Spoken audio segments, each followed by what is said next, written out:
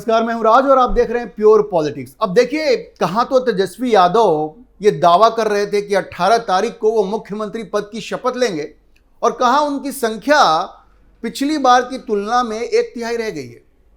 पिछली बार 2020 में उनको 75 सीटें मिली थी, इस बार 1/3 कम हो गई उनकी सीटें। सवाल है, अब वो मुख्यमंत्री कैसे बनेंगे?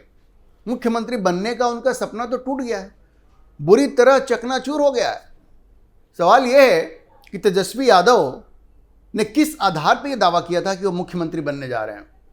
एक तरफ तो वो कह रहे थे कि वोट चोरी हो रहा है, दूसरी तरफ दावा कर रहे थे कि हम 18 तारीख को शपथ ग्रहण करेंगे। सोचिए उनकी बातों में कितना विरोधाभास था, किस कदर वो बौखलाए हुए थे।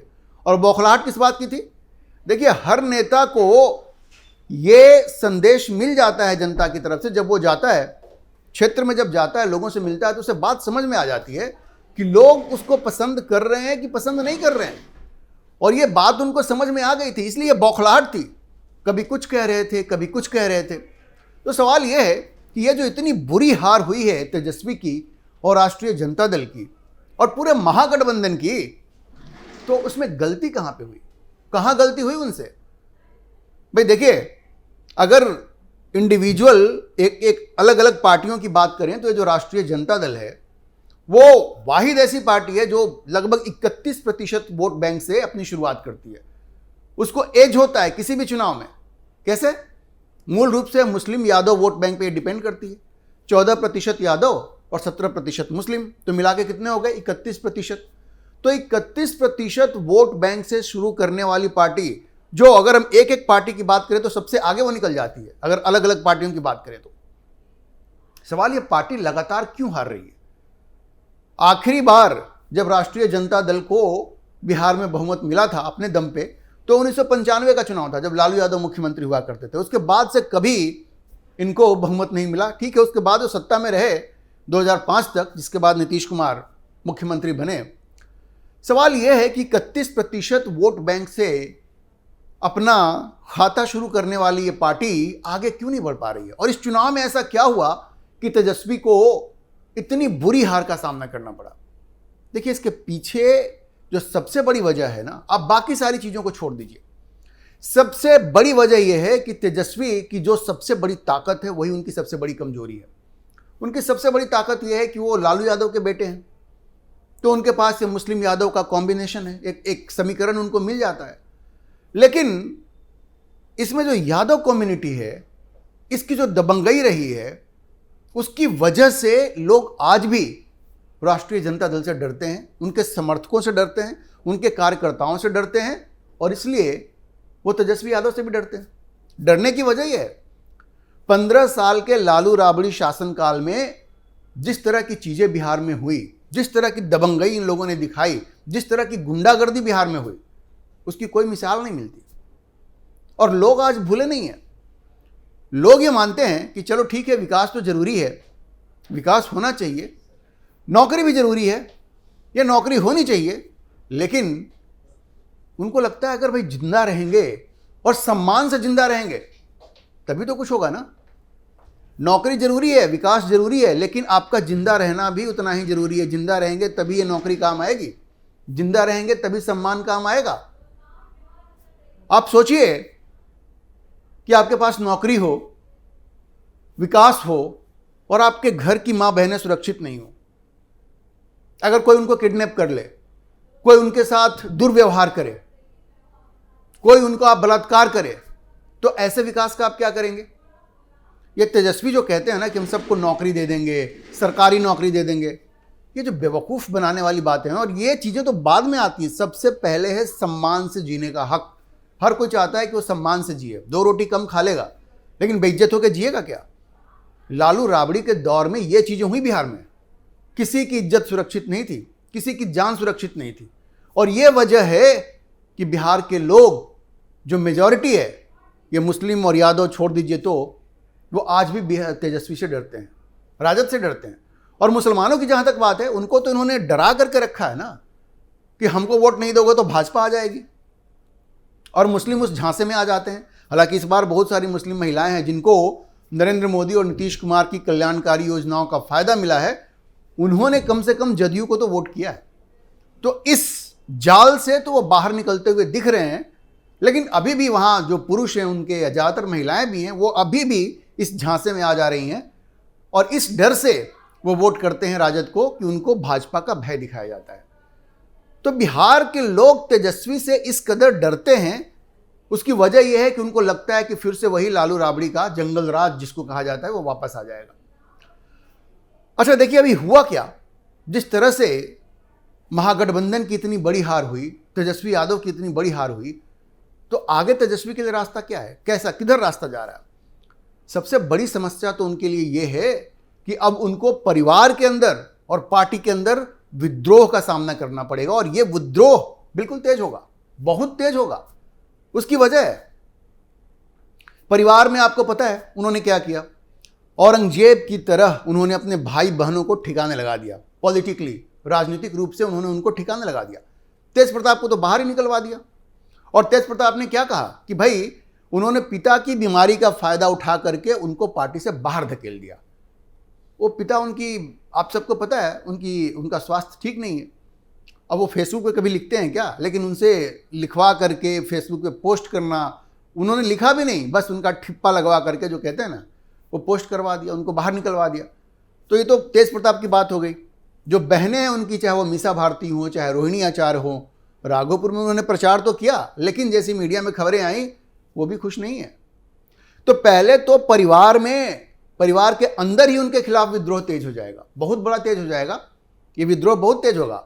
और पार्टी में भी ये विद्रोह तेज होगा, क्योंकि उन्होंने जिस संजय यादव को राजद में बिठा करके रखा है, जो हरियाणा के रहने वाले हैं, जिनको उन्होंने राज्यसभा में भेज दिया है, उनको लेकर के कोई सहज नहीं है।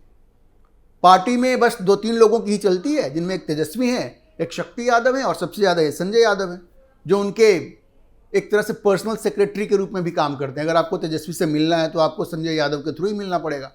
अब घर के लोग भी परेशान हैं। आपको याद होगा रोहिणी आचार्य ने जो ट्वीट किया था, वो जो बस होती है उनकी, उसमें जहां लालू जी बैठा करते थे वहां पे संजय यादव बैठे हुए थे। तो उन्होंने क्या कहा था कि भाई उस सीट पे तो या तो लालू यादव को बैठना चाहिए या तेजस्वी यादव को बैठना चाहिए, ये कौन बाहर का आदमी जो बैठा हुआ है।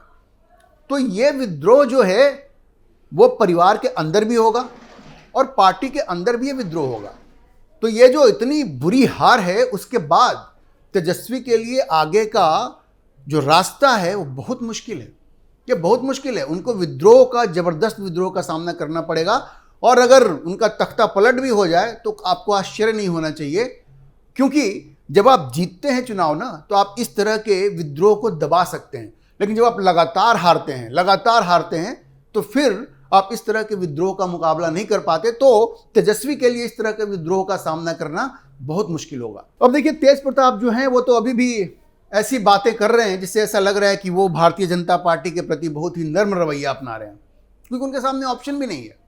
अभी उनको जिस तरह की सिक्योरिटी मिली है चुनाव से पहले, चुनाव के दौरान ही, तो काफ़ी बातें हुई कि क्या वो भारतीय जनता पार्टी के टच में है, क्या संपर्क में है वो, क्या वो भारतीय जनता पार्टी ज्वाइन करेंगे।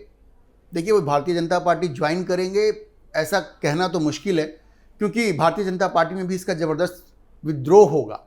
एक ज़माने में साधु यादव भी कहते हैं कि ज्वाइन करना चाहते थे, लेकिन इतना विद्रोह हुआ कि फिर उन्होंने ज्वाइन नहीं किया। तो तेज प्रताप की अपनी छवि भी कोई ठीक नहीं है, उनकी छवि भी वैसी ही है। हाँ, ये और बात है कि जब से उनको पार्टी से बाहर निकाला गया है तो कुछ लोगों के मन में उनके प्रति एक सिंपैथी हो गई है, एक सहानुभूति हो गई है कि भाई इस आदमी को सपोर्ट करना चाहिए। लेकिन जनता के बीच में उनकी छवि अभी ऐसी नहीं है। और भाजपा वो ज्वाइन करेंगे ऐसा नहीं कहा जा सकता, लेकिन वो ऐसे संकेत जरूर दे रहे हैं। वो अमित शाह की भी तारीफ कर रहे हैं, सम्राट चौधरी की भी तारीफ करते हैं, और राजद के जितने लोग हों, चाहे वो खेसारी लाल यादव हो या तेजस्वी हो, सब पे कटाक्ष करते ही रहते हैं। खेसारी को तो नचनिया कह ही दिया उन्होंने और सम्राट चौधरी का समर्थन किया। तो इस बात के संकेत मिल रहे हैं कि वो भारतीय जनता पार्टी के प्रति सॉफ्ट हैं। ज्वाइन करेंगे नहीं करेंगे अभी नहीं कहा जा सकता, और ऐसा लगता नहीं कि भारतीय जनता पार्टी उनको कहेगी कि आप पार्टी ज्वाइन कीजिए, क्योंकि भाजपा को सीधे सीधे कोई फायदा नहीं पहुंचा सकते। इस चुनाव में यादवों ने पूरी तरह से, आप अलग अलग डेटा देखेंगे, 90% से ज़्यादा यादवों ने बिल्कुल आंख बंद करके राजद को वोट दिया है, तेजस्वी को वोट दिया। तो तेज प्रताप कोई बहुत ज़्यादा वोट काट नहीं पाएंगे, ये बात तो बड़ा स्पष्ट है। इसलिए भाजपा का उसमें कोई फायदा नहीं है। लेकिन हाँ, वो सॉफ्ट जरूर हैं। आने वाले कुछ समय में पता चलेगा कि वो किधर जाएंगे, क्या करेंगे। जो सबसे बड़ा खतरा है वो कांग्रेस के पास है। अब सिर्फ 6 विधायक हैं उनके पास, सिर्फ 6। और वो क्या करेंगे? क्या वो एनडीए ज्वाइन करेंगे? कर सकते हैं, क्योंकि उनको अपनी राजनीति करनी है। और बिहार में कांग्रेस बिल्कुल गर्त में जा रही है, खत्म हो रही है। खत्म तो पहले भी थी। उनको लालू यादव की दया दृष्टि से जितनी सीटें मिल जाती हैं वही उनके लिए है। अपने दम पे तो वो एक सीट नहीं जीत पाएंगे, एक सीट नहीं जीत पाएंगे वो। अब कांग्रेस का ग्राफ भी नीचे जा रहा है और राहुल तो बिल्कुल भारतीय राजनीति के खलनायक बन गए हैं। उनकी सारी क्रेडिबिलिटी खत्म हो गई है और उनके लिए कोई उम्मीद नहीं है बिहार में। तो ऐसे में विधायक क्या करेंगे भाई? उनको तो अपनी राजनीति करनी है। तो वो टूट सकते हैं, और 6 की संख्या बड़ी भी नहीं है। ये पूरा का पूरा जो कांग्रेस विधायक दल है वो टूट सकता है और एनडीए के साथ मिल सकता है। और ये करारा तमाचा होगा राहुल गांधी के मुंह पे। वो जितनी बकवास करते हैं, कभी अपनी हार को स्वीकार नहीं करते, कभी कहते हैं वोट चोरी हो गया, कभी कहते हैं ईवीएम खराब है, जब जीत गए तो सब कुछ ठीक है और हार गए तो वोट चोरी है। भाई बिहार में एसआईआर हुआ तो आपने क्यों नहीं 100 लोगों को ला करके मीडिया के सामने खड़ा किया और कहा कि ये जो 100 लोग हैं इनका नाम गलत तरीके से काट दिया गया? ये कहा आपने? आपने नहीं कहा। तो आपके पास कोई प्रमाण नहीं है, आप सिर्फ ये बकवास करते रहते हैं। तो बिहार के लोगों ने इस बार सबक सिखा दिया उनको बढ़िया से। तो कांग्रेस के विधायक टूट सकते हैं, एनडीए भी ज्वाइन कर सकते हैं, क्योंकि बिहार में कांग्रेस और राहुल गांधी दोनों को बुरी तरह से दुत्कार दिया गया है और उनको तो वहां राजनीति करनी है। तो वो अपने लिए रास्ता खोजेंगे और वो कांग्रेस को छोड़ करके एनडीए ज्वाइन करें तो कोई आश्चर्य की बात नहीं होगी। और देखिए, खबर तो ये भी आ रही है, पहले भी मैंने आपको बताया था कि तेजस्वी और राहुल गांधी के बीच में सब कुछ ठीक नहीं है। जब से तेजस्वी ने राहुल गांधी को मजबूर कर दिया कि उनको सीएम कैंडिडेट घोषित करें, तब से राहुल गांधी खुश नहीं है। और उसके बाद बहुत ज़्यादा उनकी सभाएं भी नहीं हुई हैं, दोनों की साथ में ज़्यादा सभाएं भी, रैलियां भी नहीं हुई। उसकी वजह यही थी कि रिश्ते ठीक नहीं रहे। और अब चूंकि हार हो गई है, हार के बाद तो रिश्ते और खराब होंगे, बौखलाहट आएगी, एक दूसरे को लेकर के बयानबाजी भी हो सकती है। और बयानबाजी ना भी हो तो अंदर अंदर तो दोनों सुलग ही रहे होंगे ना, तो ये रिश्ते और भी खराब होंगे। तो कांग्रेस और राजद के रिश्ते और भी खराब हो रहे हैं, ये आप मान के चलिए। और जहां तक राहुल गांधी की बात है, मैंने आपको बताया वो तो भारतीय राजनीति के खलनायक बन गए हैं। वो जिसको भी अपना घर बर्बाद करना हो, अपनी राजनीति खत्म करनी हो, वो राहुल गांधी के साथ जाए। उनका बस वही है। वो ना अपना भला कर सकते हैं, ना अपने सहयोगियों का भला कर सकते हैं। देखिए, तेजस्वी यादव कहाँ करप्शन को मुद्दा बना रहे थे, भ्रष्टाचार को मुद्दा बनाना चाह रहे थे, ये वोट चोरी का एक लेकर के आ गए कि वोट चोरी पे हम लोग वहां पे रैली करते हैं। उसका क्या परिणाम हुआ? उसका परिणाम ये हुआ कि तेजस्वी पूरी तरह से डिरेल हो गए। वोट चोरी का वहां पे कोई असर हुआ नहीं और तेजस्वी का जो कैंपेन था वो भी डिरेल हो गया। तो राहुल गांधी अब धीरे धीरे हर किसी के लिए एक लायबिलिटी बनते जा रहे हैं, एक बोझ बनते जा रहे हैं। वो लायबिलिटी है, एसेट नहीं है वो। और इसलिए ये रिश्ते और भी खराब होंगे। और आप आने वाले समय में देखेंगे कि राहुल गांधी को अब बंगाल में जैसे चुनाव होने वाले हैं, अब वहां देखिए वहां क्या होता है, इसका असर तो वो भी पड़ेगा। लगातार वो चुनाव हार रहे हैं, हरियाणा हारे, महाराष्ट्र हारे, अब बिहार भी हार गए। तो अब उनकी पूछ भारतीय राजनीति में बिल्कुल भी खत्म हो जाएगी और धीरे धीरे कोई उनको वो भाव नहीं देगा, क्योंकि अब वो किसी को चुनाव नहीं जिता सकते, वो एक लायबिलिटी बन के रह गए हैं। ये राहुल गांधी के लिए बहुत जरूरी है कि वो अपना इंट्रोस्पेक्शन करें, अपना आत्मावलोकन करें, वो किस तरह की पॉलिसी को फॉलो कर रहे हैं उसको पुनर्विचार करें। और ये बिल्कुल हास्यास्पद जो आरोप लगाते हैं ना वो, कि वोट चोरी हो गया, एसआईआर से वोट कट गया, ईवीएम हैक हो गया, भाई अपना घर सुधारो। और अगर खुद चुनाव नहीं जिता पा रहे हो तो किसी और के लिए जगह बनाओ, वो तुम्हारी जगह पे आएगा और पार्टी को चलाएगा। इस तरह की बकवास करने से कोई आपको वैल्यू नहीं देगा और आप कभी जीत नहीं पाएंगे। तो राहुल गांधी के लिए बहुत बड़ा सबक होगा। और जैसा मैंने कहा, तेजस्वी को तो भारी विद्रोह का सामना करना पड़ेगा। ये जो बिहार का चुनाव है, ये तेजस्वी और राहुल दोनों के लिए जबरदस्त तमाचा है, करारा तमाचा है। और वो इससे उबर पाएंगे, जल्दी उबर पाएंगे, इसमें काफ़ी शक है। अभी के लिए इतना ही। हम इस खबर पर नजर बनाए रखेंगे और आपको अपडेट करते रहेंगे। आप इस विषय पर क्या सोचते हैं, अपनी राय कमेंट बॉक्स में जरूर लिखें। और अगर आपको वीडियो पसंद आया हो तो आप इसे लाइक करें, शेयर करें और हमारे चैनल को सब्सक्राइब जरूर करें।